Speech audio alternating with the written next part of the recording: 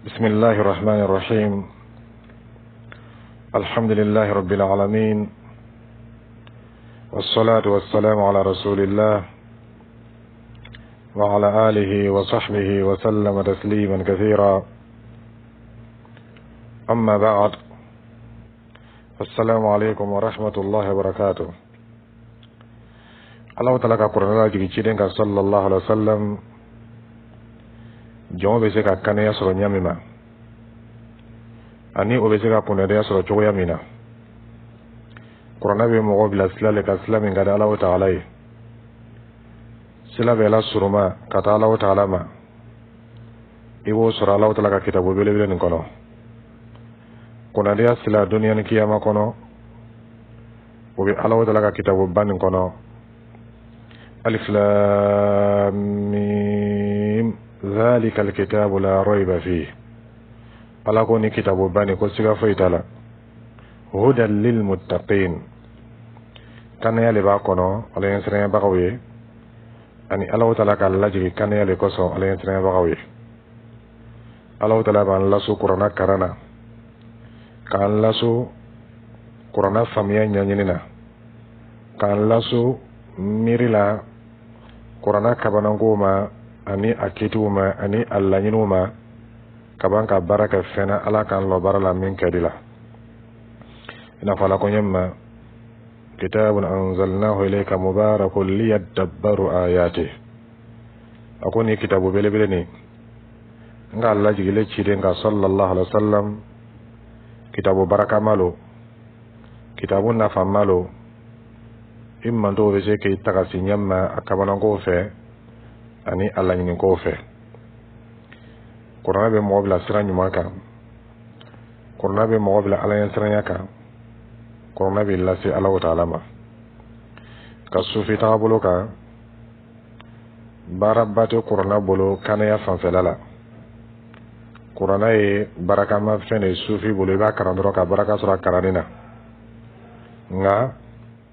ka baara kɛ a la ani ka diina ta a kɔnɔ sufi makoba tɛ o la. kosɔn kuranɛ b'o bolo, olu b'a karan baraka ɲini de kama. o fana karancogo fana tɛ bɛnna ciden ta ma sallallahu alaihi wasallam. ni hariya ko b'o la tuma dɔ la u bɛ kuranɛ karan, n'o bɛ duniya koɲɛ dɔ fɛ tuma dɔ la u bɛ kuranɛ karan baraka ɲini kama. nka laɲini bɛ kuranɛ yɛrɛ la ka baara k'a la o mako t'o la. kamasɔrɔ ni kuranɛ faamuyala bidaga tɛ kɛ yen, ni kuranɛ faamuyala sufiya tɛ kɛ yen, ni kuranɛ faamuyala jɔnya tɛ kɛ jɔn ye tugun, jɔnya bɛɛ bɛ kɛ ala le ye. nka sufiya tagabolo o sigi mele ka jɔnya kɛ jɔnw ye. jɔn dɔw b'i sigi mɔgɔ tɔw ni Alahu Taala cɛ, mɔgɔw bɛ jɔnya ɲɛsin olu ma, bonya min kan ka ɲɛsin ala ma o bɛ ɲɛsin olu ma, dɛmɛ min kan ka ɲini ala fɛ o bɛ ɲini olu fɛ. olu sigi bɛ mɔgɔw ni ala cɛ ka sɔrɔ sa ka mɔgɔw nɛgɛnɛgɛ k'olu bɛ solinali dɔw tigi ye kiyama don na. olu bɛ don arijinɛ kɔnɔ ni olu ka solinali ye ani kuma caman dalilu tɛ kuma min la hakili yɛrɛ tɛ sɔn a ma. ni kuranɛ faamuyala baara tɛ kɛ o la. ni kuranɛ faamuyala i bɛ jɔnya kɛ ala kelen de, i t'a kɛ fɛn wɛrɛ t'o fɔ Alahu Taala kelen. o kosɔn sufiya la o bɛ mɔgɔ bali kuranɛ karan ma ani o bɛ mɔgɔ bali kuranɛ lɔnniya ɲɛɲini ma. kamasɔrɔ ni kuranɛ lɔnniya sabati olu ka sufiya bɛ tiɲɛ u bolo. o b'a ye k'a fɔ k'i sogola kuranɛ karan na o tɛ mɔgɔ lase Alahu Taala ma. n'i bɛ sira kan k'i bɛ se Alahu Taala ma, k'i sogola kuranɛ lɔnni ɲini na ani k'i sogola kuranɛ lɔnni faamuya la k'o bɛ sira tigɛ mɔgɔ ni Alahu Taala cɛ k'i tɛ se Alahu Taala ma. kosɔn sufi ɲɛmɔgɔba min bɛ yen ni o ye a bɛ fɔ a ma ko Asharani, a ko kitabu kɔnɔ a fɔ kitabu ma ko Al-Kibritul Ahmar. i toloma lɔ sufi b'o ka diinɛ kalan ɲɛ min ma. o kitabu cɛjugu kɔnɔ ko yaqulu Allahu azza wa jalla fi ba'd al-hawatif al-ilahiyya, k'Alahu Taala k'i kanto kumakan na. Alahu Taala bɛ kumakan min seri o ka waliyu kan o b'a fɔ mɔgɔ ma ko waliyu Alahu Taala bɛ kumakan min sero kan n'o tolo bɛ don Ala kumakan min la k'Alahu Taala k'o dɔ fɔ a b'o le ɲɛfɔ la ko ne fana daraso tɛmɛnen na ko sufiya ka diina ta yɔrɔ a dan tɛ fɛn kelen tɛ fɛn fila tɛ a dɔ ye min o ye hawatifu ye ko Ala ko ya hawatifu la ya ibadi al-laylu li la lil Qur'an yutla ko Ala ko kɔnɔ ko n ka jɔn ko su ye ne tale dɛ ko su ma kɛ kuranna karan kama i toloma lo dɛ ko Ala de ko olu ma ten ko su ye Ala tale ko su ma kɛ kuranna karan kama inna laka fi nahari sabhan tawila faj'al al-layla kullahu li ko telefɛla la i sago b'i yɛrɛ la i bɛ se ka tagamisɛn caman k'o la min diyali o la Ala ko la walima ko wɛrɛ i bɛ se k'o kɛ nka sufɛla k'i y'o kɛ Ala ye jaa ni mɔgɔ min ka sufɛla kɛ kuranna karan ye m'o kɛ Ala ye subhanallah jaa kuranna karan k'i yɛrɛ masɔn Alahu Taala sufɛ seli la kuranna karan na jaa o tɛ kɛla Ala ye a filɛ sufiyaw bɛ mɔgɔ bilala ɲɛma ma k'o tɛ mɔgɔ lase Ala ma Ala dun ko ciden ma sallallahu alaihi wasallam qumi layla illa qalila a ko ye su fanba kɛ seli la nisfahu aw inqus min qalilan aw zid alayhi ka taa f'a danna ciden lasula kuranna karan na sufɛ nafila seli la sufɛ sahabaw fana tun b'o kɛla i n'a fɔ o sabati bɛ ɲɛma ma nka ko kuranna man kan ka karan sufɛ ko sufɛla kɛla Ala le kama a fana kɛla Ala kama laɲini jumɛn b'o la nin sufi cɛ nin bolo a kɛlen kɔ ka faniya la Alahu Taala la ko Ala le k'o fɔ ale ɲɛna a ko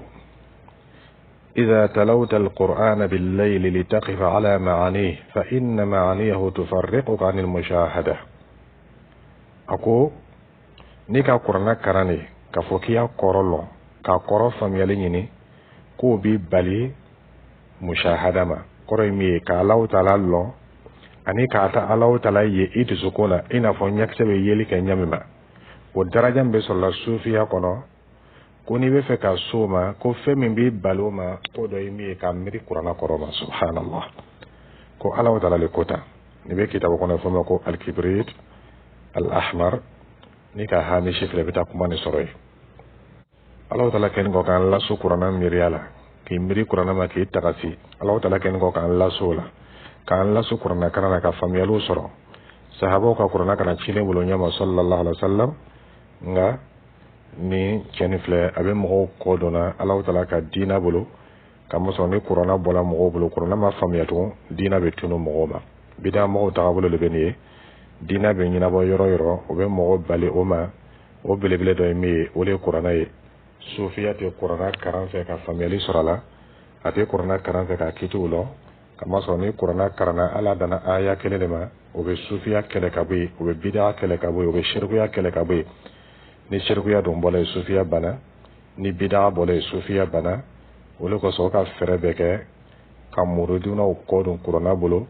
n'o ka karan o b'a karan baraka ɲini de kama ka kolobɛ karan baraka ɲini kama n'a tɛ karanna k'a fɔ ka kitiw lɔ ka baara ka kitiw la o ka sira min fana ta ka mɔgɔw kɔ don kuranna bolo o dɔ ye min ye ka na ni zikuru suguya dɔw ye k'o di mɔgɔw ma k'o lafisaya ni kuranna ye ka yira k'a fɔ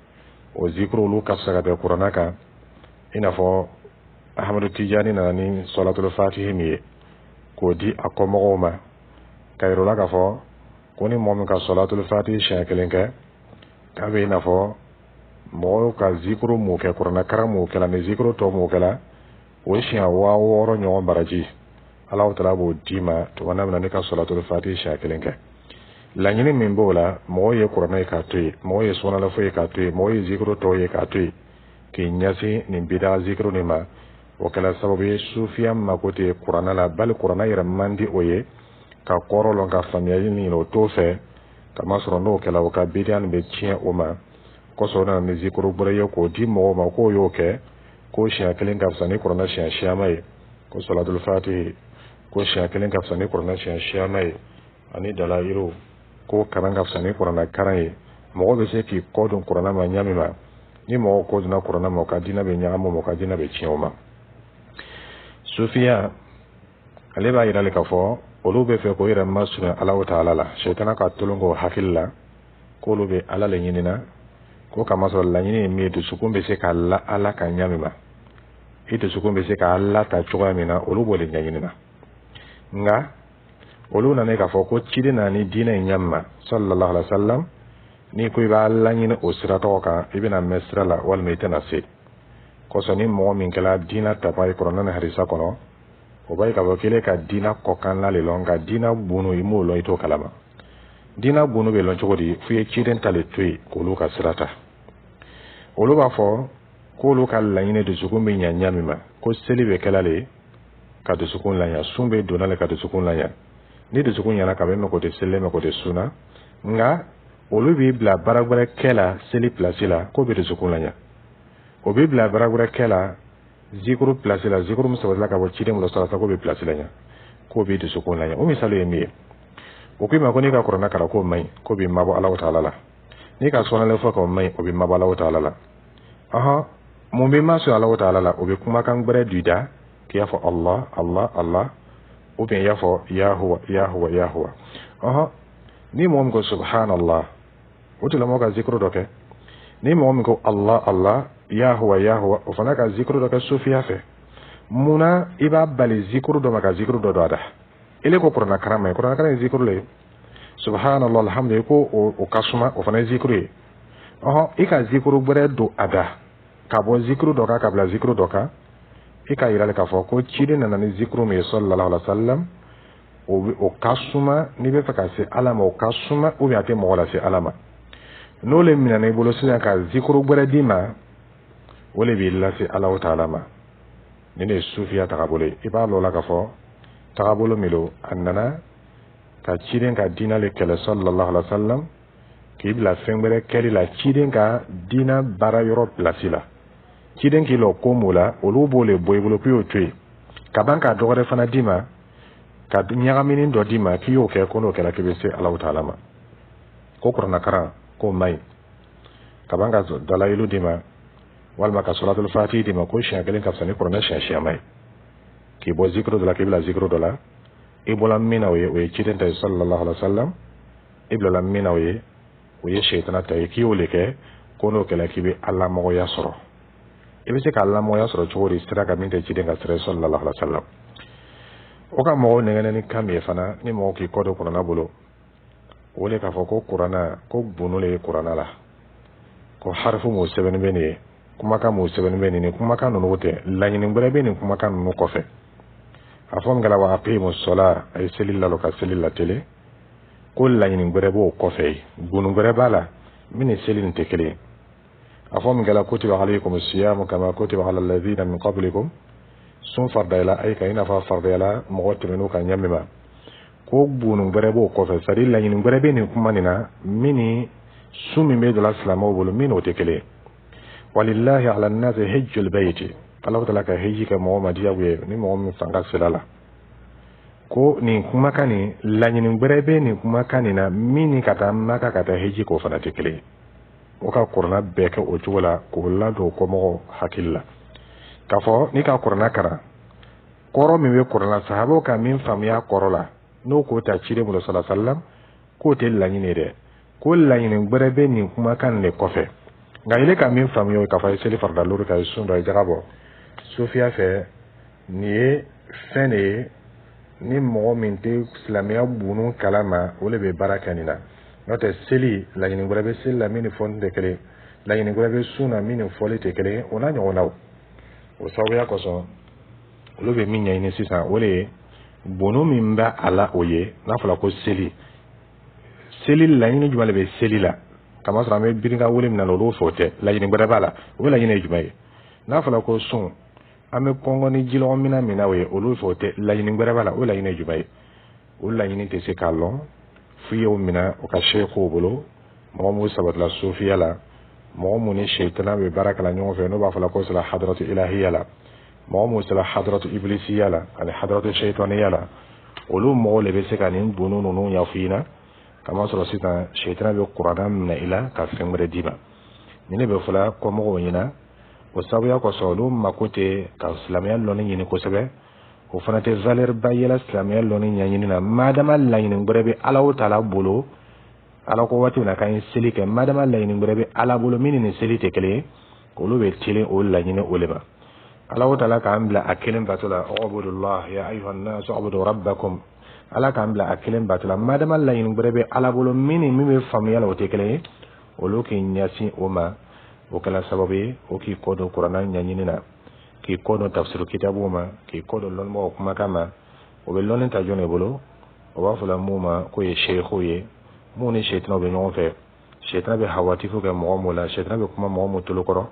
shaytan be to ka yɛrɛ yira mɔgɔ mu la shaytan be kamana ko fɔ mɔgɔ min hali n'a sɔrɔ o tigilamɔgɔ ma tele kelen kɛ karana o b'o ka diina ɲɛɲini o tigilamɔgɔ bolo n'o tigilamɔgɔ kumakan ni mɔgɔ mu kumakan ka ɲɔgɔn sɔsɔ hali n'a sɔrɔ dalilu 100 b'o bolo o ma ko to o tigilamɔgɔ kumakan na o be baara kɛ sheikhu kumakan na o ka sira min fana ta ka mɔgɔw kɔdun kuranna bolo ani silamɛya lɔni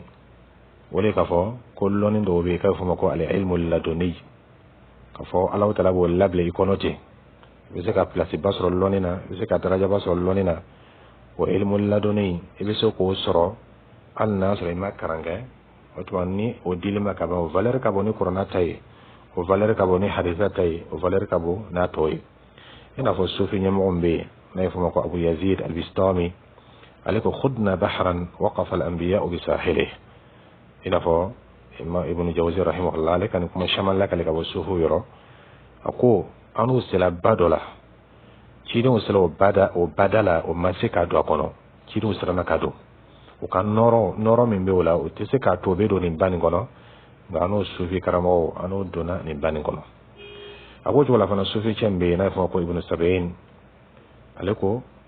لقد حجر ابن آمنة واسعا إذ قال لا نبي بعدي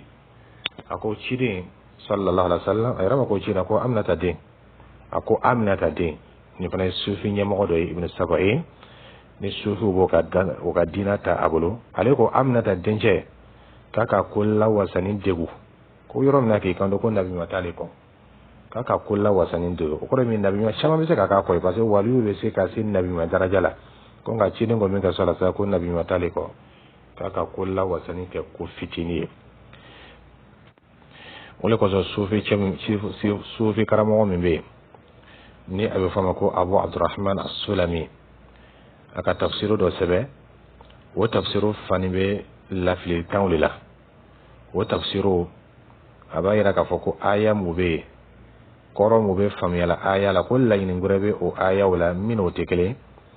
aka tafsirul lafa ni kitabu ni kuma suya nono la ado yere be ni mo min ka fo yin ete siga tila mo ka fato yala nga o bayila ka fo ko le tafsir yere yere e fo ko at-tafsir al-batini ani at-ta'wil al-batini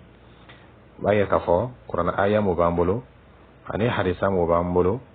o qur'an aya be koromi yira o tellanyine hadisa be koromi yira o tellanyine koro gberele be min o tekele o koro gore ni ciide mo fo mo ina sallallahu alaihi wasallam sahabo fana mo fo mo ina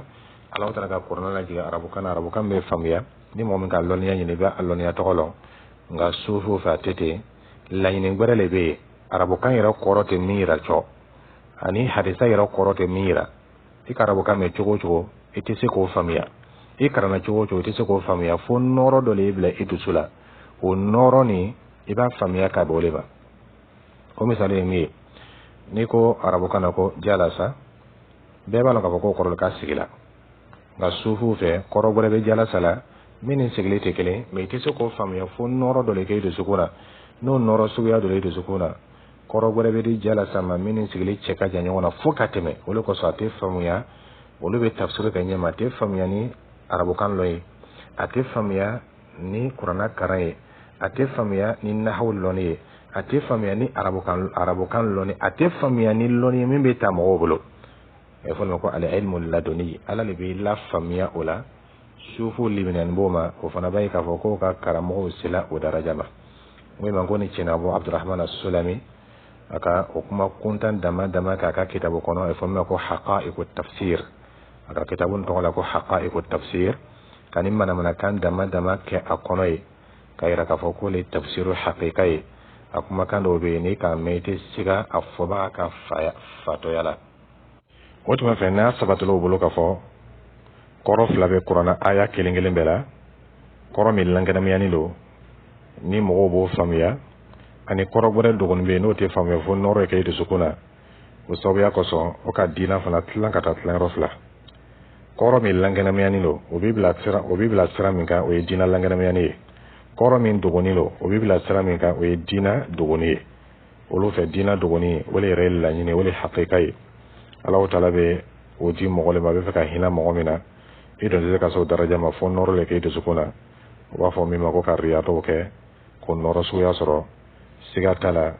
o ye ciden ka diina lafilini kɔfɛ sallallahu alaihi wa sallam ka yɛrɛ ka ko seli bɛ kɛla o tɛ fɛn wɛrɛ bɛ min o tɛ kelen ye sun bɛ donna o tɛ fɛn wɛrɛ bɛ min ka d'ala ye ka tɛmɛ o ka sun pilasi la heji bɛ kɛla o tɛ fɛn wɛrɛ bɛ min ka d'ala ye ka tɛmɛ o ka heji pilasi la nka m'o ma diina faamuya kosɛbɛ ani m'o donni kura bɛ diina la olu bɛ diina ta a kɔkanna de la ka taa sɔrɔ diina bɛ ta a dogon de la o dogon dɔ tɛ faamuya fiyewu a tɛ kɛ ni lɔnni ye a tɛ kɛ ni karan ye a tɛ kɛ ni foyi ye fo ye ilmu ladonni de sɔrɔ Alahu Taala le nɔrɔ bila i dusukun na n'o kɛla i bɛ diina ta o tuma ni sufiya b'a yira k'a fɔ diina yɔrɔ wɛrɛ bɛ yen min dɔgɔnin don kamasɔrɔ dalilu fana dɔgɔnin bɛ yen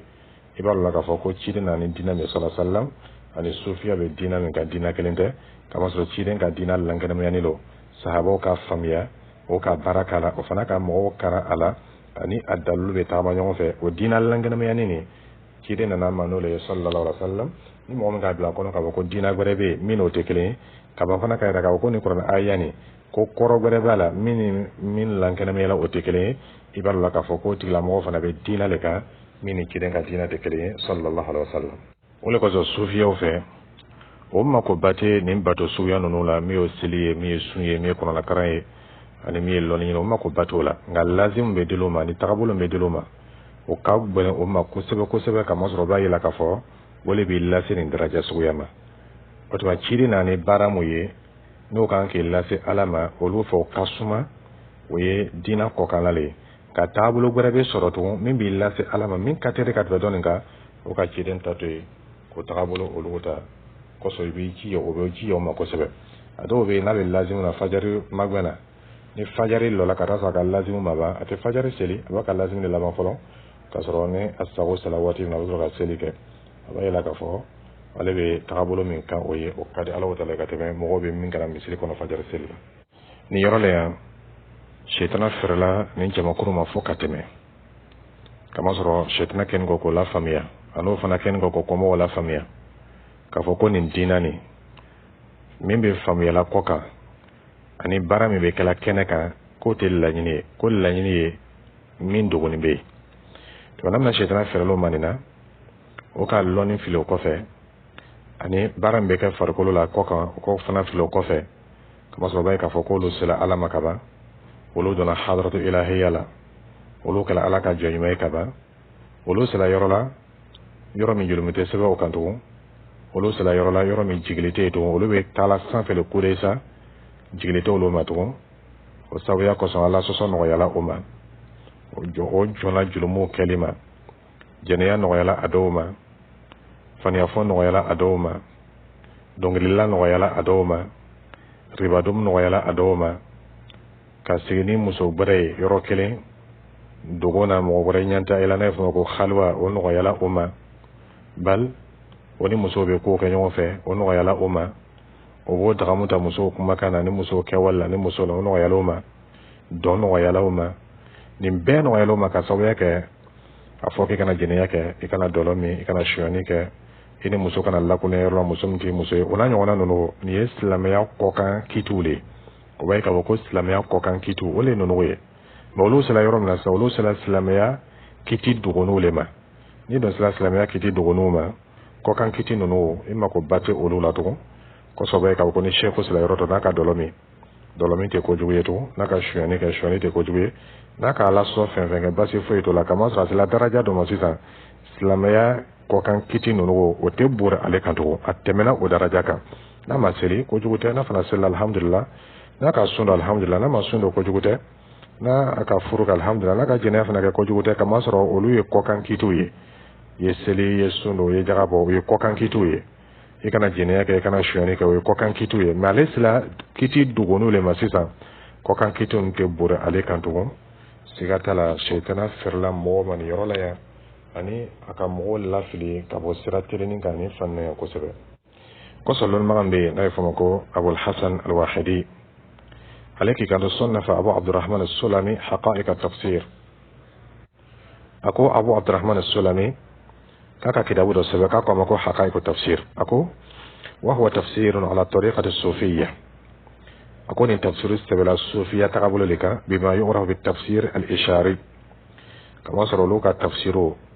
kumakan min bɛ fɔla nin kumakan bɛ fɛn dɔ le yira kumakan yɛrɛ tɛ dɛ kumakan fana kɔrɔ tɛ mɛ kumakan bɛ yirali kɛ ka taa fɛn dɔ la k'a ka tafsiru kɛ ka bɔ ma fa in kana ya'taqidu anna dhalika tafsirun faqad kafar.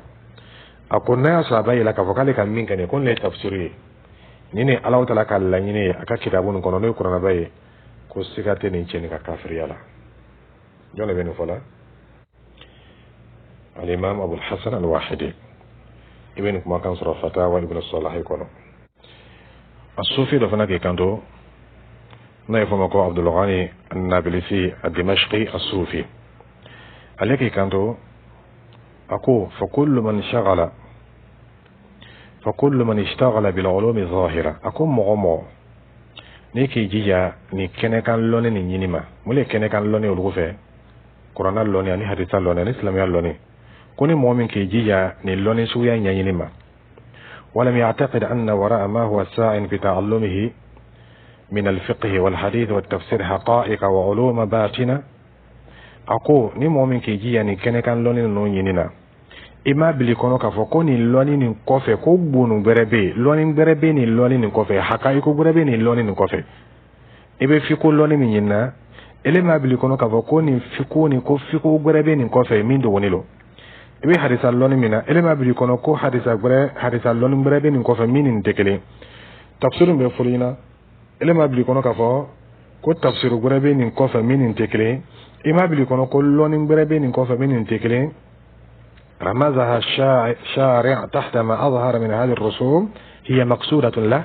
إما بلكونو كفوكو أنيام من سبيلنا قرنا قرني أن أنيام من سبيلنا حديثا قرن كو الله تعالى كان ينكت تقوم سرلي لانين بربي على بولوني كوفن انتي على كلانيني فم غلاي سليك سلينتي على كلانيني أي سوندو سونتي على كلانيني ni loni بربي ni kofe koni mo mi ma obla okono مغمى أبلي كونو كبان فنا كابلي كونو أنها المنجية عند الله تعالى نلوني من بين كوفي ولي بيبو على كجانغتا بلو كيامالونا ولي بكيسي كيامالونا ولي بيبو دادي ما كيامالونا كوني نمريا ما كيام مغمى بلو فهو غافل عن الله كوتك لا مغني ننبي الله تعالى كو جاهل بدين محمد صلى الله عليه وسلم كوتك لا مغني كنفيه تشيرين كدين صلى الله عليه وسلم فإلا كفو sufiyo aqida min bobolo tagabolo bobolo wole ka fɔ qur'ana min b'an bolo ni hadisa min b'an bolo ani dina dallo min b'an bolo ni nin tɛ laɲini de laɲini bɛrɛ dogoni bɛ nin kɔfɛ nin kuma fila kitabu kɔnɔ al-fathu rabbani wal faydu rahmani ni ko sena ma i bɛ taa nin kuma ni sɔrɔ ye o kosɔn ni mɔgɔ min yɛrɛ ka nin jateminɛ sufiyaw la i ni sufiya mun bɛ fankelen i bɛ taa nin sɔrɔ la o langɛrɛmayani lo ni ka dallo fɛn fɛn fɔ in na u b'a fɔ ko mashayikho ma fɔ tan fɔlɔ hali n'a sɔrɔ a kɔrɔ langɛrɛmayani lo madama mashayikho ka fɛn wɛrɛ fɔ la min o tɛ kelen olu bɛ to mashayikho kɔ walima shayikho ka min fɔ la min o tɛ kelen olu bɛ baara kɛ shayikho kumakan de la walima waliyu ka min fɔ min o tɛ kelen olu bɛ baara kɛ o kumakan de la kama sɔrɔ a b'o kɔnɔ k'a fɔ ko kɔrɔ wɛrɛ b'a la min ni kɛnɛkanta nin tɛ kelen kɛnɛkanta nin mɔgɔ de bɛ nin faamuya mɔgɔ min ni nɔrɔ ma bila o tigi dusukun na mɛ mashayikho olu ka nɔrɔ sɔrɔ ka ban olu bɛ fɛn wɛrɛ faamuya ele tɛ se ka min faamuya waliyu olu ka nɔrɔ sɔrɔ ka ban olu bɛ se ka fɛn wɛrɛ faamuya ele tɛ min faamuya m'u sera hadaratu ilahiya la ka taa sɔrɔ hadaratu iblisiya lo m'u sera o hadaraw la olu bɛ fɛn faamuya ala yɔrɔ ele tɛ min faamuya tugun olu mako tɛ k'a fɔ ko i kɔse kuranɛ hadisa ma tugun Alahu Taala bɛ a labila olu kɔnɔ ten olu bɛ ilhamu sɔrɔ ka bɔ ala yɔrɔ olu bɛ kumakanw mɛn ka bɔ ala yɔrɔ olu bɛ diinɛ faamuya hali n'a sɔrɔ ma tugu cilen ka sira kɔ sallallahu alaihi wa sallam o siraw le ka teri olu bɛ mɔgɔ lase Alahu Taala ma n'o tɛ olu bɛ min kɛla nin ye ko nin ye kɛnɛkanta le ye nin sira nin ka surun bala dɔw yɛrɛ b'a fɔ k'a fɔ ko mɔgɔ bɛ se ka don arijinɛ kɔnɔ ka taa sɔrɔ i ma se ala ma kosɔn o b'a yira k'a fɔ ko cilen na diinɛ ɲɛma sallallahu alaihi wa sallam i bɛ se ka to kan ka don arijinɛ kɔnɔ nka i bɛ se ka don arijinɛ kɔnɔ ka taa sɔrɔ i ma se ala ma i ni ala ma surunya ɲɔgɔn na nka n'i t'u la tɔɔrɔ kan nin kɔ i bɛ se Alahu Taala ma ni hakili dɔɔni bɛ mɔgɔ min fɛ al nasr makara ni hakli do ni be mo mi fe ciden sallallahu alaihi wasallam sam mo ani saba abe mo karna dina mina abe sege kala dina min koso abe dina mi wala wala la mo ye aka toroya be mu maka dina min lase koso maka ka fana fala nyon ka kana ka sahabo toro dina min koso ko gwen ka bo maka dina min koso qur'ana be jigla kan wati be dondoni sam mo ani saba ale rebe barakala la abe mo karana la abe mo wajula la abe mo wala katama sam mo ani saba tidina na fatu sallallahu alaihi wasallam ni mo min na fina ko dina la yin brebe mini cidin ta dekele sallallahu alaihi wasallam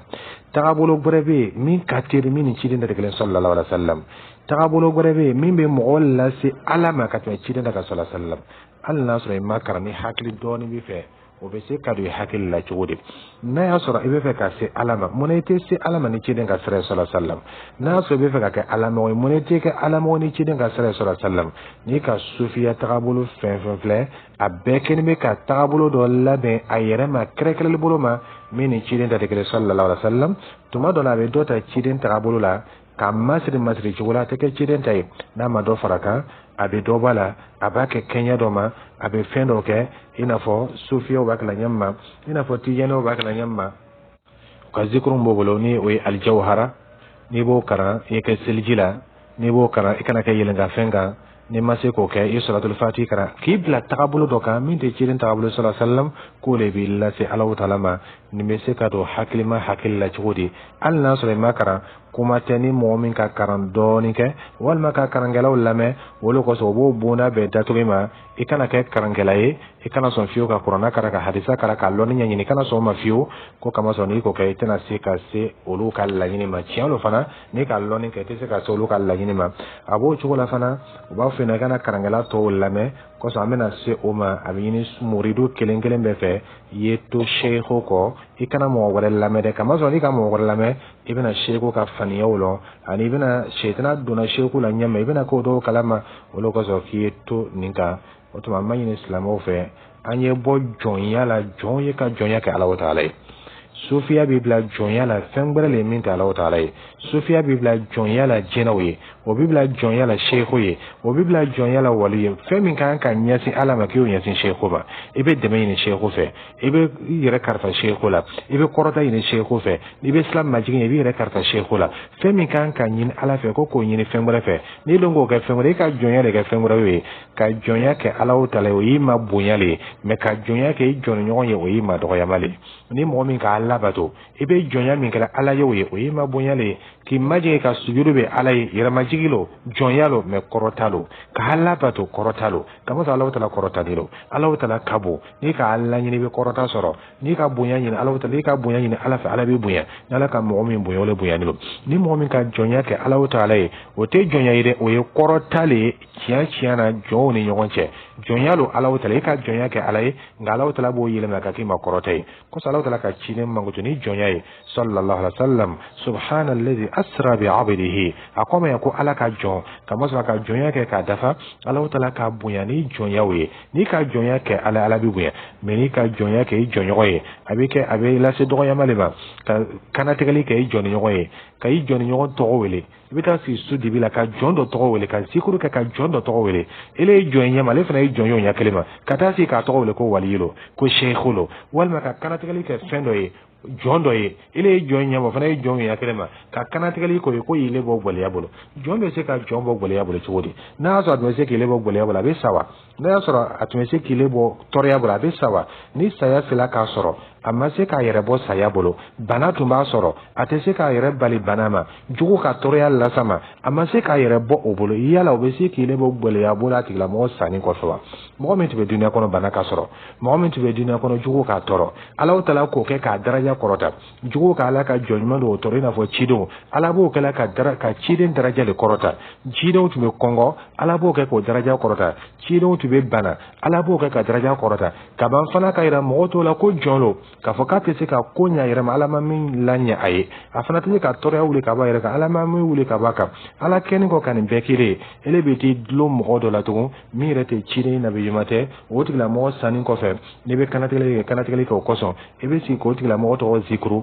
i b'i yɛrɛ karifa o tigilamɔgɔ la i b'a yɛlɛ k'a fɔ k'i ka koɲa karifanin b'o de la o de bɛ duniya nɔgɔya i ma o de bɛ harijɛ bonda da yɛlɛ ye o de bɛ nafolo bonda da yɛlɛ ye o de bɛ i harijɛ den na o de b'i kɔrɔta n'i yɛrɛ fana sala don min na o de tigilamɔgɔ bɛ taa kaburu kɔnɔ ye ni malakaw ko bɛ ma ɲininka a bɛ malakaw bali ka bɔ ɲininkali ma ni kiyamalon sera o tigilamɔgɔ bɛ sɔn ka t'i don harijɛ kɔnɔ hakili tagala yɔrɔ jumɛn de an y'an kɔsɛ diinɛ ma an kana jɔnya kɛ fɛn wɛrɛ fɔ Alahu Taala n'an ka jɔnya kɛ ala ye ala man bonya mais n'an ka jɔnya kɛ fɛn wɛrɛ min tɛ Alahu Taala ye dɔ de bɛ fara dɔgɔyama kan i n'a fɔ ala ko ɲɛma dɔ'fa tɔlib wal matlub ele bɛ dalili kɛ ele lafotiyani lo i yɛrɛ bɛ fɛn min fana wele o fana lafotiyani lo a tɛ se ka hɛrɛ lase ma i n'a fɔ a tɛ se ka tɔɔrɔya wuli ka bɔ i ka ɲɛma i ɲɛsin Alahu Taala kelen ma kɛcogo la ciden nana i ma n'a ɲɛma sallallahu alaihi wasallam i kana sɔn seitana ye tulon k'i hakili la k'i bila fɛn wɛrɛ bato la min tɛ Alahu Taala ye an bɛ min fɔ mɔgɔw ɲɛna o le silamɛ kelen-kelen bɛ kan ka lala ka limanaya ma k'a fɔ ciden sallallahu alaihi wasallam a nana ma ni diinɛ min ye diinɛ dafani lo n'i bɛ nɔrɔ fɛn fɛ a bɛɛ bɛ ciden ka diinɛ nin kɔnɔ sallallahu alaihi wasallam n'i bɛ ala lɔn fɛn fɛ a bɛɛ bɛ ciden ka diinɛ nin kɔnɔ sallallahu alaihi wasallam n'i bɛ fɛ k'i yɛrɛ masuna Alahu Taala la cogo o cogo o bɛɛ bɛ ciden ka diinɛ nin kɔnɔ sallallahu alaihi wasallam ni a faamuya cogo la k'a labara a labara cogo la ciden ka diinɛ sallallahu alaihi wasallam a bɛɛ nɔrɔ a bɛɛ kunnadiya a bɛɛ kanaya a baara dɔgɔyala cogo o cogo n'i b'i da ko gbɛsɛ la n'i ka kɛ k'a sɔrɔ ciden ni k'i lɔ a kɛ la sallallahu alaihi wasallam i bɛ nɔrɔya dɔ sɔrɔ o la i bɛ kanaya dɔ sɔrɔ a la i bɛ baraji dɔ sɔrɔ a la n'i bɛ seliji ta i tɛgɛ ko tɔ i k'a ko i n'a fɔ ciden k'a ko ɲɛma sallallahu alaihi wasallam i bɛ kanaya dɔ sɔrɔ o la n'i ka da ni nun fana ko o cogo la i bɛ kanaya dɔ sɔrɔ i bɛ nɔrɔ dɔ sɔrɔ yen a ka ɲɛda ko ɲɛma seliji waati la sallallahu alaihi wasallam n'i k'i ɲɛda ko o ko cogo la i bɛ nɔrɔ dɔ sɔrɔ i bɛ kanaya sɔrɔ yen bolo b'o cogo la kunkolo masusa cogo o b'o la ka sen fana k'o b'o cogo la nin bɛɛ tun ye nɔrɔ sɔrɔ yɔrɔ nin bɛɛ tun ye kanaya sɔrɔ yɔrɔ nin bɛɛ tun ye kunnadiya sɔrɔ yɔrɔ ciden ka diinɛ bɛ nɔrɔ sallallahu alaihi wasallam a ka diinɛ yɔrɔ bɛ kunnadiya n'i nana lo seli la seli kɔrɔta nin k'o kɛ a kɛcogo la nɔrɔ dɔ bɛ sɔrɔ kanaya bɛ sɔrɔ o kɔrɔ bɛ di n'i k'a fɔ a fɔ Allahu akbar i bɛ nɔrɔ min sɔrɔ la n'i ko Allah kibaru i t'o nɔrɔ sɔrɔ o la kelen tɛ parce que n'i ko Allahu akbar o y'a fɔcogo ɲuman ye o fɔcogo nin o b'i lase kunnadiya dɔ ma o b'i lase kanaya dɔ ma mais n'i ko Allah kibaru a ma fɔ a fɔcogo la i dun kan ka nɔrɔ min sɔrɔ a fɔcogo ɲuman na i t'o sɔrɔ n'i ko to Allahu akbar ka miiri a kɔrɔ ma kibaru fili waati ko Allahu akbar i miirila a kɔrɔ ma ala le ka bon ni fɛn bɛɛ ye i bɛ nɔrɔ dɔ sɔrɔ yɔrɔ la fana mɔgɔ min ma miiri a kɔrɔ ma o tigilamɔgɔ fana t'o sɔrɔ silamɛya baara bɛɛ bɛ ten o tuma ni seli kɔrɔ ta la o b'o cogo la ni na se yɔrɔ la ashhadu an la ilaha illallah ele min ko ashhadu an la ilaha illallah ani mɔgɔ min ko ashhadu an la ilaha ya k'a fɔ fɔcogo la min man ɲi min k'a fɔ ka ɲɛ o bɛ nɔrɔ dɔ sɔrɔ k'a bɛn a fɔcogo ɲuman ma mɔgɔ t'o sɔrɔ mɔgɔ min ta fɔcogo man ɲi mɔgɔ min fana ko ashhadu an la ilaha illallah a seeriyani lo a fɔ ɲɛma a liminani bɛ ta k'a kɔrɔ la o cogo la mais seeriya k'a fɔ bato fɛn tɛ min ka kan ka bato fɔ a la o miiriya b'a tigi kɔrɔ a lanin b'a la o tigilamɔgɔ bɛ nɔrɔ min sɔrɔ o yɔrɔ la ani mɔgɔ min b'a fɔ la ten a ma kɔrɔ la walima a tɛ miirila kɔrɔ ma o fana t'o nɔrɔ sɔrɔ i b'a la k'a fɔ diinɛ yɛrɛ a kɛcogo ɲuman ka kɛ ka bɛn ciden ta ma sallallahu alaihi wasallam o le nɔrɔ dafani ye ni mɔgɔ min ka diinɛ k'o cogo la o le tigilamɔgɔ bɛ ala lɔn ka se ala lɔn ɲuman na o le bɛ nɔrɔ sɔrɔ nɔrɔ ɲuman na o le bɛ kɛ alamɔgɔ ɲuman ye o le bɛ kɛ diinɛ ka diinɛ min ka di Alahu Taala ye silamɛya baara bɛɛ bɛ ten i kana jɔ silamɛya baara foyi ma n'i de ko astaghfirullah dɔ ko safurullah a fɔcogo yɛrɛ dama min ko astaghfirullah o t'a fɔcogo o bɛ limaniya min lase a tigi ma a n'a bɛ nɔrɔ min lase a tigi ma ani a bɛ ala ko min lase a tigi ma min ko safurullah o tigilamɔgɔ t'o sɔrɔ kelen filanan mo min ko astaghfirullah kata so abe mirla akoroba me ya fanyina Allah taala fe ala ya faman julumula ala ne kan yira kunto ala ya faman julumula ala ne jote ala so ala ya fama mo min astaghfirullah fola na be mirla nima ani mo ma fola astaghfirullah ale re miriya be femere ka mini ala ko te kele yala ofla kan noro soro chobe ke kele ni yoro dinawa sikata la te kele ko so chidin sallallahu alaihi wasallam anana mani dina mi ka damna fa laba be noro ka damna fa laba be kanaya ka damna fa laba be kunadiya ka damna fa laba be mo masru ya Allah ta'ala la ali seli rek wati ni sella ki bolo laji ila seli machie meni ki bolo la yele kama soro chirin ka talla yele sallallahu alaihi wasallam ibina noro min soro ola ibina kunadiya min soro to soro ki bolo laji ni fana ka bolo la yele bolo kan ka bla yoro juma disi duguma lala ele ki tabe kankoro walma yake bla barakoro mo min ka tabla yoro la chirin ka bla yoro na sallallahu alaihi wasallam woti la mo be noro do soro ele to soro ni bolo fana bla laka kini bolo kan ka bla numan bolo yoro juma le ni oyi atege ko kanaye ani abolo kala no fla chela mo mi ba tabla ani min ba tabla an kuno ka sigatala o tigila mo fla ka noro teke kele o fen fitini ni noro ba kelen bela chidin ka dina dafani be noro a fitini be mo mi nabi suratul fatiha kara akaran to nyuma alhamdulillahi rabbil alamin o foto ko nyuma o be noro do la sima ni mo mi tama fote o noro to be tigila mo dan mo min fana ba fa alhamdulillah kata so abe mirla koroma ani mo ba fa alhamdulillah kata so atemilla koroma o fla kan noro te kekeli o lo ko so mo be nyon da dinan kono mo be nyon da islamiyan kono mo be nyon da ala fe ka ben dinan yere la bara chugo yama e ka la bara nyam macho e kan noro be sabati ka boma e kan limela be sabati ka boma e be di ala o tale ka boma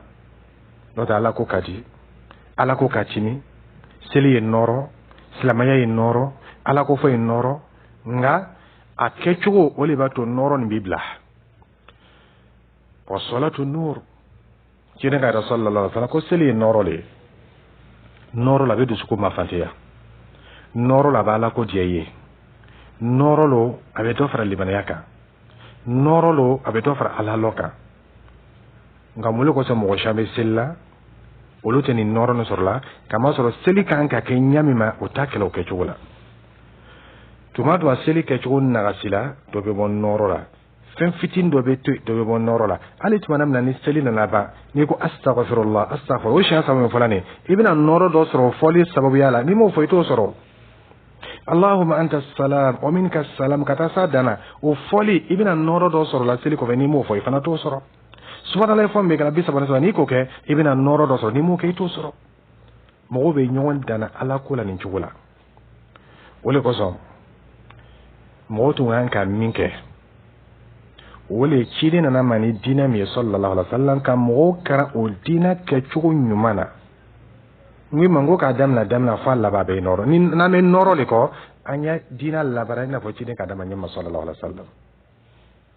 na me kuna dia le ko anya labara ina fo chide ka dama nyama sallallahu alaihi wasallam amma ko te ka fo kayna ni tagabolo bore ka meta noro nyino tagabolo la amma ko te ka fo chide na mani mi kanyo yelma chula ka noro nyini la ni ka noro fen soro ola yalo ka fo ko te noro nyumai ni ka kanaya fen soro la yalo ka fo ko kanaya nyuma te shaytana ka marasali na ka nega lilo ga chidin ka dama nyamma sallallahu alaihi wasallam wale noro nyumai wale kunadiya nyumai wale akecho chidin ka nyamma sallallahu alaihi wasallam al naso do yala ali bini kumpenya wati bina ye naso chidin ka kumpenya nyamma ni ka nyalo yake o chogole be noro do soro ni ka fanido ile chela mo ka la yele isengoro ni duma ibe noro do soro la ni ka la jigi to soro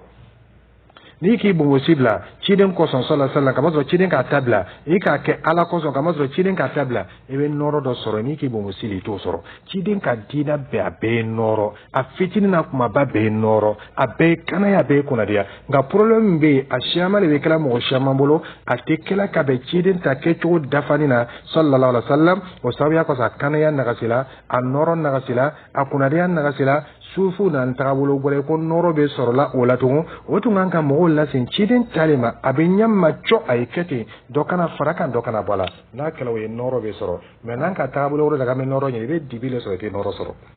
Allah ta'ala bole fola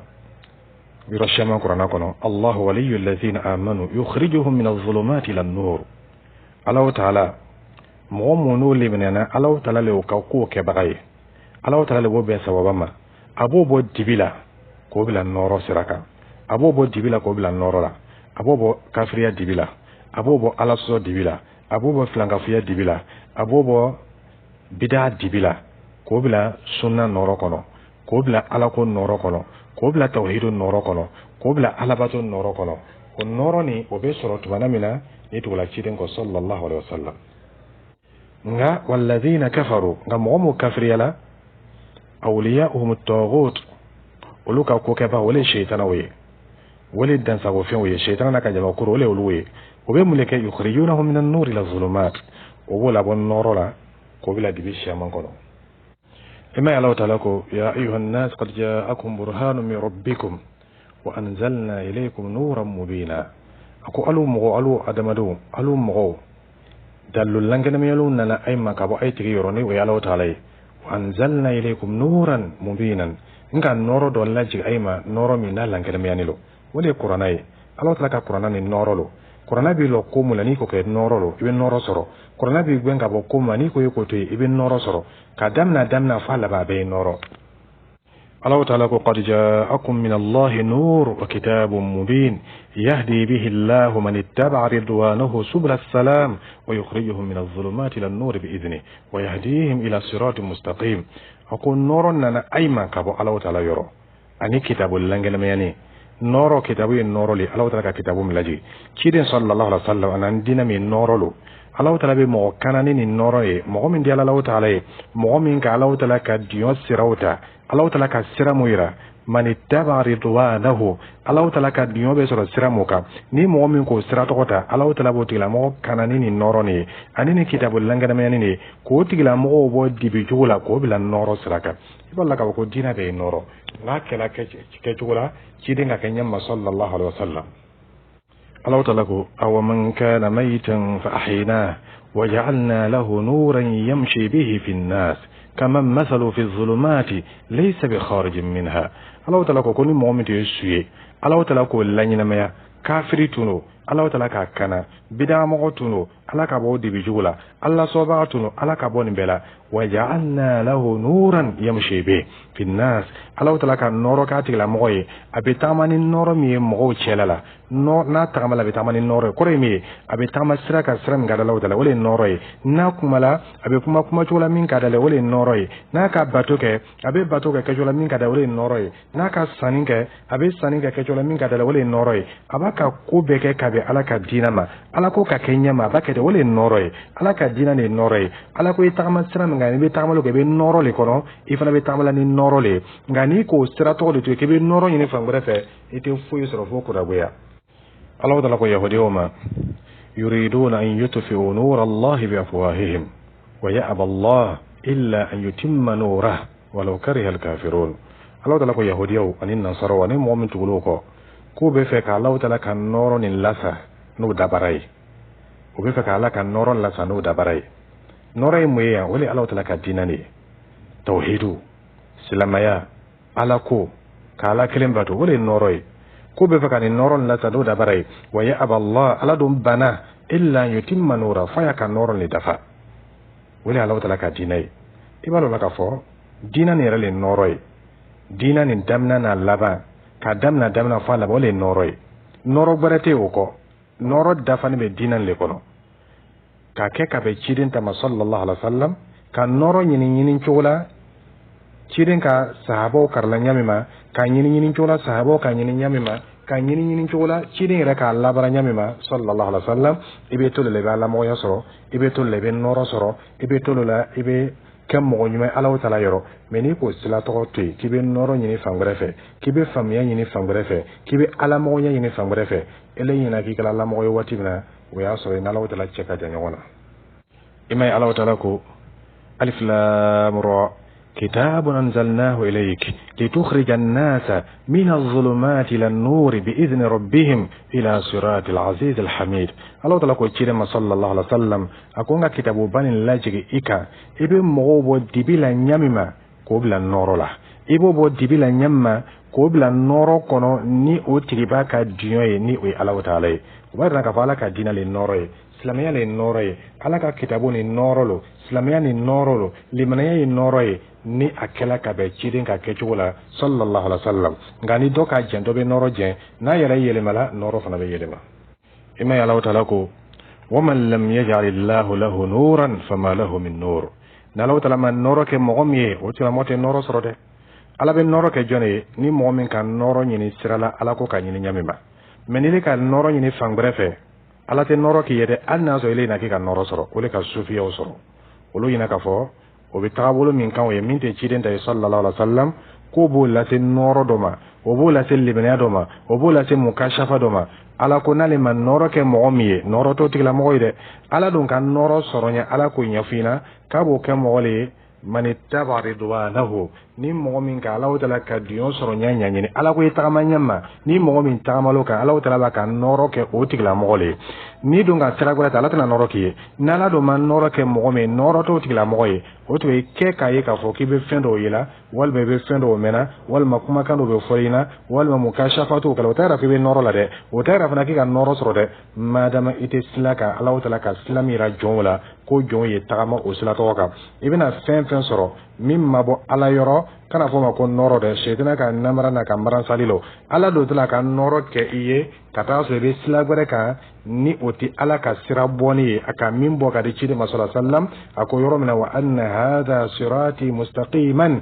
fattabi'uhu akoni le ne ka sira tilini ayetu ni le ko ni to le ko ala be noro ke iye note ni ko sira to de ka fen soro fangbre fe إلينا كن نور لكتاس نورته ومن لم يجعل الله له نورا نلو تلما نورك مغمي فما له من نور نورته أتغلا مغي إما يلو تلكو أفمن شرح الله صدره للإسلام فهو على نور من ربه فويل للقاسية قلوب من ذكر الله أولئك في ضلال مبين مغمي نلو تلك تسكون لا يروى كتسكون لا فره نسلمياي سلميان يمي فهو على نور من ربه wotila mo be noro do le kan ka bo Allah taala yoro ni ayan bayra na ka fo na Allah taala ka mo min dusukun la frani islam yayi ni tawhid yi ni libana yayi ni islam yayi Allah taala ka islam ya min lajigi na la ka mo min dusukun la frani oye wotila mo ka islam ya ta wota tola fa huwa ala nuri min rabbi wotila mo be noro do le kan ka bo Allah taala yoro ja islam yan le noro yi ja islam yan le kanayai ja islam yan le kunadiyai ja noro dafani be ni islam yan le kono tumana mina ni ka ta attacho dafanina ni momi ka islamiyat ta attacho dafanina ka yorobe ke da fo cirin ka kanya masala sallam wotula mo be noro dafani soro ni momi tan naga sila wotula mo kan noro be naga si ka doma me ni momi ni ka le be noro ni fangbrefe ka mukashafa ni fangbrefe ka alla mo nya ni fangbrefe minte cirin ka siraye sallallahu alaihi wasallam wotila mo ya lon ka fokata na noro soro adana femi ya anya koroye adana femi lame oye ote noroye oye shaytana ka dabari na kamara saliye imay Allah taala ko وكذلك أوحينا إليك روحا من أمرنا ما كنت تدري ما الكتاب ولا الإيمان ولكن جعلناه نورا نهدي به من نشاء من عبادنا وإنك لتهدي إلى صراط مستقيم الله تعالى ko cire ma sallallahu alaihi wasallam ako itunde kitabu ko kalama itunde sebel ko kalama itunde lonin ko kalama ifana to jalli bana ko kalama nga nin kitabu ninga ken norole ولكن جعلناه نورا ngani kitabun ken norole ngani wahyun ken norole ngani keleyan ken norole nahdi bihi man nasha'u min ibadina mem mole kana ni noro ni mu'min diala ni Allah taala ni Allah taala ka mu'min kana Allah taala be noro di otigla mu'ma atigla mobe bo bidala ka sunnata abe flanga fiye ka toy ka tawhiduta abe kafri ka toy ka islamiyata wole nore islamiyya le noroy tawhidu le noroy sunna le noroy ni mu'min kala o keba o tigla mo le be noro kono wole fara noro dafani o fana be soro silale ka Allah taala ka islamira na ka inta moka ina fala taala ko nyamma huwa alladhi yunazzilu ala 'abdihi ayatin bayyinat liyukhrijakum min adh-dhulumati ila an-nur Allah taala abe kabanan ko laji ciden ga sallallahu alaihi wasallam abe qur'ana aya laji ciden ga sallallahu alaihi wasallam mul lan kalam yanilo kam mo bo dibila ko bila noro silaka ni oye ala ko noroye ni oye islamiyan noroye ni oye tauhidun noroye ni oye sunna noroye o noro ni no kala mo min bolo o tigla mo le be ke o noro la kiyamaluna islamiyan noro ani tauhidun noro ani islamiyan noro ani ala ko noro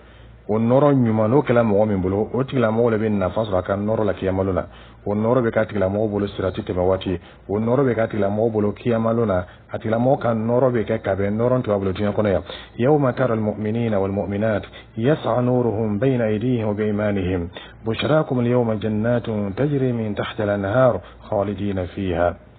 dhalika huwa al fawz al azim Allah ta'ala kayra ka ko mumnin chemau ani mumnin musomau ko lu kan noro be tama o nyatilna la kiyamaluna noro juma ala ko noro nti bo bolo tinya kono ya limaniya noro nti bo bolo islamiya noro nti bo bolo o noro le be ke o bolo kiyamaluna o be teme sirati le ka waso ni mo musila ka taso noro to bolo olu te noro sore yawma yaqulu al munafiquna wal munafiqat lil ladina amanu unzuruna naqtabis min nurikum qila irji'u wara'akum faltamisu nura ni kiyamalon sila nafi chemana musomau olu be kanto mu'minu makayamma kono amen donin tay kan norora kama so olu be dibila kema kene kay wonya be mu'minu olu be norora kayamma kono amen donin tay kan norora abe fuina kayay ko cika ay kofe ay tan noro nyini noro tumeta duniya kono le limena tumeta duniya kono le ala ko tumeta duniya kono le iki ba noro takuma tayorola otuma noro be di mogo mayoro ete dosoro alla o roto wala an ka lola ka fo ja noro le islamiyani ja noro dafan le islamiyani ciden ka kenya mi sallallahu alaihi wasallam aka foina nyami ma ole noro ni man noro nyini o nyini chugula eleina ko mimbe bolote noro Allah ta'ala ko fa aminu billahi wa rasuli wan nur alladhi anzalna akwai ayili bin Allah ta'ala ma alaka ciden sallallahu alaihi wasallam ani kalibina noro fana ma Allah ta'ala ka noro min lajigi ni o ye qur'anai nga ngi man ko sufiyaw ulum ma ko te qur'ana nyanyinna kama soro olu be noro suya min ko o te qur'ana noro e o te noro ciden na mani noro mi sallallahu alaihi wasallam o ko to ciden sallallahu alaihi wasallam aka do mi Allahumma ij'al fi qalbi nuran ala midali yi noro ken to sukuna ni noro kala mom de sukuna o te la mote flanga fu yaketu o te la mote ko mirimi mande Allah ta'ala o te la mote ala soka to sulaka to ama wa fi basari nuran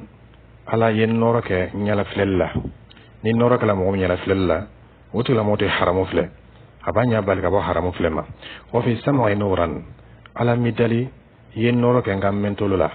ni noro kala mo mentolula o te la mote fen la me fem la men mande Allah ta'ala ni be hadith qudsi wala ye kuntu sam'ahu alladhi yasma'u bi wa basarahu alladhi yubsiru bi wa yadahu allati yabtashu biha ni mbole wala ye ka foni mo musala Allah ta'ala nye Allah ta'ala be ka tole be ka nya ko remi ala be anya korosi noro be ka nyala ate songa haramu fle noro be ka tolola ate songa haramu lame ciden ko sala sabe do wala wa an yamini nuran ala yen noro ken ken bulu fe ni noro kala mo ken bulu fe shaytan te se ko tigla mo wala fla ken bulu fe wa an yasari nuran ala midali yen noro ken no man fa fe wa fawqi nuran ala midali yen noro ken kuna sanfe wa tahti nuran ala midali yen noro ken sengoro duguma wa amami nuran ala midali noro ken nyefe wa khalfi nuran ala midali yen noro ken kofe wa ja'alni nuran ala yen noro ken ye wa ja'alli nuran ala midali yen noro ken ye afla ciden sala sabe do kala nyamima ala wala yen noro kay noro min babla ala kola mimi do fra kalli manaka mimi do fra kam goy mayaka mimi do fra ka alla koka akana alla so sanyala ni ka nya ka alla so noro le bana wal ma noro na gafila ni ka tule ka alla so noro le te wal ma na gafila ni ka ne ka alla so noro le te wal ma na gafila gani noro kala nyala ate fen mande Allah ta'ala abe fen min ka Allah ta'ala ni noro kala tolola ate fen mande Allah ate fen la fen mande Allah ta'ala abe fen la min ka Allah ta'ala ni noro kala mo mi woti la mo ka ko bebe ke ka de ala ka dioma naka saninke o be ke femi ba masra Allah ta'ala la ate mo tonyo ate siyon tonyo ke ate korofoli ke ate janfa ke ate flanga fuya ke ate bid'a ke ate kosike min mande Allah ta'ala na fala bana koko ke abake kabe ciden tama sallallahu alaihi wasallam wole noro ye chidin na mani noro mi ni mo me noro ko ibe mukashafa ko ibe mo nyaya ko a betre mi chidin ka kenyamma sallallahu alaihi wasallam ibina kanaya soro nga min ka mo soro ngole nyafina mo shama be batu kala batu naga sinilo do ta ko kana naga sinilo do ira ta kono la naga sinilo ni seli kala to wala ruku te dafa sujudu te dafa shama be bon noro la wal ma seli rebe ka ruku kan sujudu kan gambiriya be fengole kan min te Allah taala shama be bon noro la ni qur'ana karna to modola qur'ana ira karancho a harfu fochugo o teke akachugo la dobe bon noro la do ira fana ka qur'ana karancho kan harfu kan makharju kan sifatu kan ga qur'ana karan wata ati miri akoroma ati tagasil lanyinima dobe bo otila mo kan noro la do ira be oluka qur'ana korolo nga oti barake qur'ana kala nyin fola noro be nagasi o to fa muli noro e wole dina ire ke ko nyuma ka dina ke kechugo la ciiden ka kanyam sallallahu alaihi wasallam wole noro e ko so shetra bina adama dina fambe fe ina fa ko nyamma ثم لآتينهم من بين أيديهم ومن خلفهم وعن أيمانهم وعن شمائلهم ولا تجد أكثرهم شاكرين تولمنا شيطنا كنا بيلا أما كان يسلاني ندى أكثر لك أبي جون لا في اليمة أكو من أكثر بك من أنا جون نوما نلا في الجوبي نو كسر فنفنتا من أكان لو نيفه مو لا في اليمة ثم لآتينهم من بين أيديهم نيكا سلا سويا شيطنا بفرقه كاتال لو نيفه kabila filino siratoy wa min khalfihim ikofe fanatini toide abina na imma kila fili ibalu la ka fo ja shaytana kelemena mogoma na tuko filala abini nyefe kayreki nye ale shaytana keleme tay ikofe ka ke jugo shaytana kelemena mo kelema na tuko shamana inyambe mula mobe jobatola ni onoka jobe kumala nyonfe shaytana mi be kumala o jola oye o shaytana keleme be kumala mubo ire kala waliyuye ni obe jina to zikrula ni obe malakato zikrula no be kuma kan mumena o shaytana kelene be kuma la ofe me anna jole makekele abina do mo nyefe abina do mo kofe abe ko lana ka ko danfen kelente do ba fata ko ruhanina do ba ta fa do ko malaka kata asra be ale shaytana kelene wa an aymanihim menana jomo kinimbulo fanafe wa an shama'ilihim menana umma fana oduma mbulo fe shaytana menana joma yo bela na jogo bela ganala kan noro ke mo me nyefe shaytana na yorote naka noro ke kofe shaytana na yorote naka noro ke kinimbolo fe shaytana na yorote naka noro ke dumambolo fe shaytana na yorote o noro jumale wole ka to chidin ko sallallahu alaihi wasallam chidin ka ko be noro aka dina be noro aka minka yorob na shaytana te se ko ke abadan chidin ka minka nyamima ki to o ka o chola shaytana nyiro fuite shaytana te se ki madola ngani ka slale bla doni shaytana bina o chola ina fo chidin ka iranya ma sallallahu alaihi wasallam ako shaytana te se ka bonyonya alima ala ka ali danyamima shaytana te se ka o sawrawta shaytana te se ka chidin jata sallallahu alaihi ala ka danyamima nga shaytana ba yira bla choberela kana yirla ka foko alle chidin kata so ala ka chidin de sallallahu alaihi wasallam wolo ko so imma ko be kalon chidin na mani dina mo le dina dafani wole noro dafani wole kanaya dafani ni ka ke chola chidin ga kanyam sallallahu alaihi wasallam أمي الله تعالى دليل الله فم يكون مدما والله تعالى أعلم وصلى الله على نبينا محمد وعلى آله وصحبه وسلم تسليما كثيرا والسلام عليكم ورحمة الله وبركاته.